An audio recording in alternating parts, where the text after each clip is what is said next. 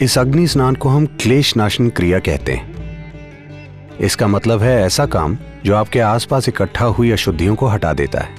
इसे करने का विशेष तरीका है और कुछ पीढ़ियों पहले लोग इसे बिल्कुल अच्छे से करना जानते थे। हमने बस इस अग्नि स्नान से लोगों को कई स्थायी बीमारियों से छुटकारा दिलाया है।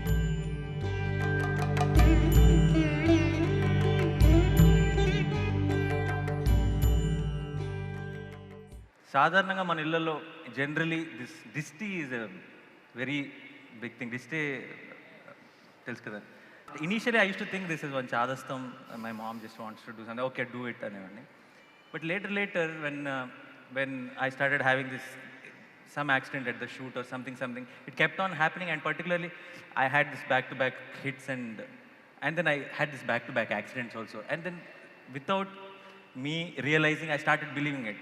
Suddenly I've started reminding my mom, amma dishti eltunana. So ఈ దిష్టి అనే కాన్సెప్ట్ రకరకాల మంది రకరకాలుగా చెప్తారు. పీపుల్ సే సమ్ ఎనర్జీ అంటారు, ఇంకోటి అంటారు, but it is a very house hold thing. It's a very popular belief. దీని మీద మీ అభిప్రాయం ఏంటి? ఇది ఉందా లేదా?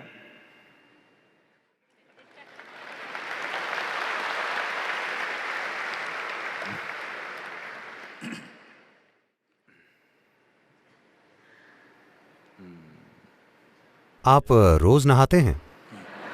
नहीं, मैं इसलिए पूछ रहा हूं क्योंकि चेन्नई में वो 3 दिनों में एक बार नहा रहे हैं. मैं इनका हैदराबाद. आप वहां नहीं पहुंचे, अभी हुसैन सागर में.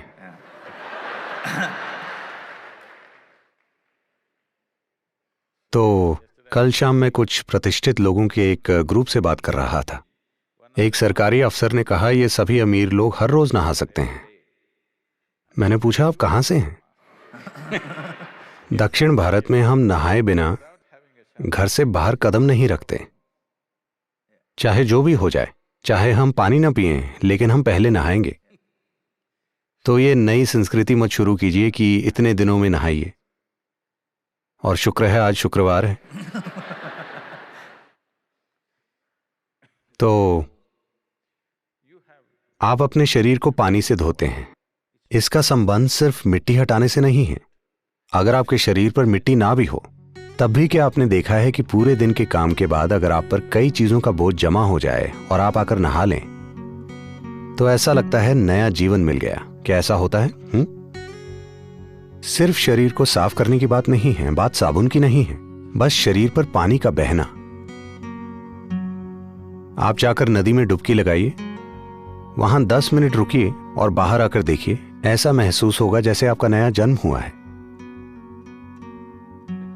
क्योंकि आपको समझने की जरूरत है कि यह शरीर बुनियादी रूप से 5 तत्वों से बना है: पृथ्वी, पानी, अग्नि, हवा और आकाश. इस मौसम में हमारे योग केंद्र में, क्योंकि हमारे यहां एक हवा की टनल है, यानी शांत घाटी से मॉनसून की हवाएं बहकर इस घाटी में केंद्रित हो जाती हैं, और जब ये योग केंद्र की ओर आती हैं तो उनकी रफ्तार 70 से 110 किलोमीटर प्रति घंटा हो जाती है, दिन के अलग अलग समय पर. तो इस समय हमारे सभी लोग साधना करते हैं. वो हवाओं में इस तरह खड़े हो जाते हैं, क्योंकि ये वायु स्नान है. जल स्नान अब रोज करते हैं, वायु स्नान भी किया जा सकता है. योगी हमेशा अपने शरीर पर मिट्टी लगाते थे, लेकिन आज इसने स्पा में मड बाथ का रूप ले लिया है. ठीक है, तो मड बाथ भी होता है. Similarly, there is a fire wash. इसी तरह से अग्नि स्नान होता है.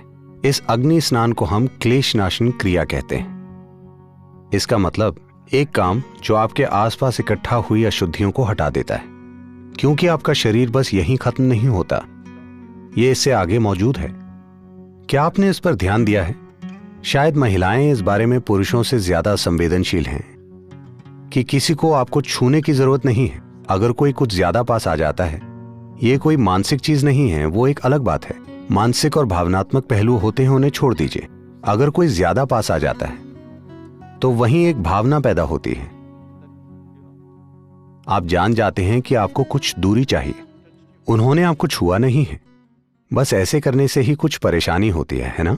क्योंकि शरीर यहीं खत्म नहीं होता, ऊर्जाएं इससे थोड़ा आगे तक होती हैं.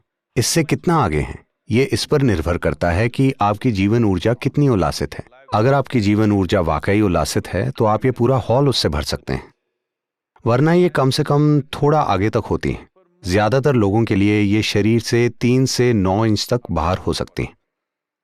तो जैसे जैसे आपके शरीर पर अशुद्धियां इकट्ठी हो जाती हैं, अगर आप बाहर जाएं, मोटरसाइकिल चलाने पर आप देखेंगे, मैं जब भी मोटरसाइकिल चलाता हूं तब थोड़ा जवान हो जाता हूं, क्योंकि अगर मैं 4-5 घंटे चलाकर वापस आता हूं तो लोग कहते हैं, सदगुरु आपकी दाढ़ी काली हो गई है, काला कार्बन लग जाता है।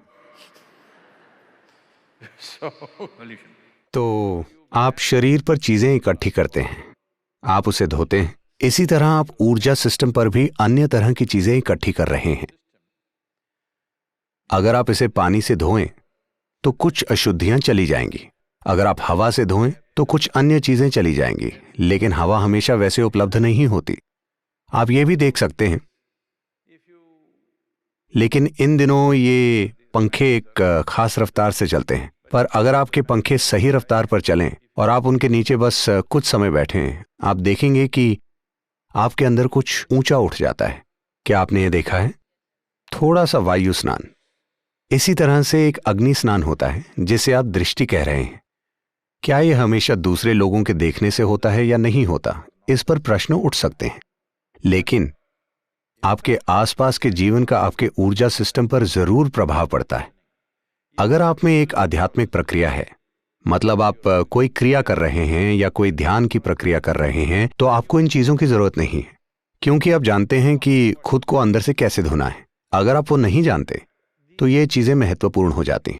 मुझे आपको ये बताना चाहिए कि इसे करने का एक तरीका है जो कुछ पीढ़ियों पहले लोग अच्छे से जानते थे, लेकिन आज मैं देख रहा हूं कि वो बस कुछ जलाकर ऐसा ऐसा करते हैं।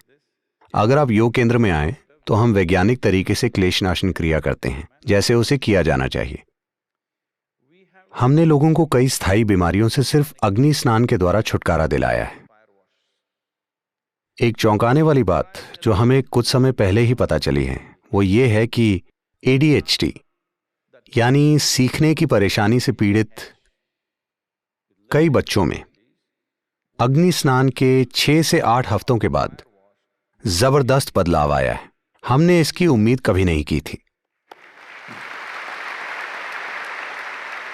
तो आपकी माता ने जाने या अनजाने में आपको अग्नि स्नान देते हुए शायद आपकी सीखने की क्षमता कुछ बढ़ा दी हो। मैं उन्हें नमन करता हूं कि उन्होंने अग्नि स्नान किया। सेम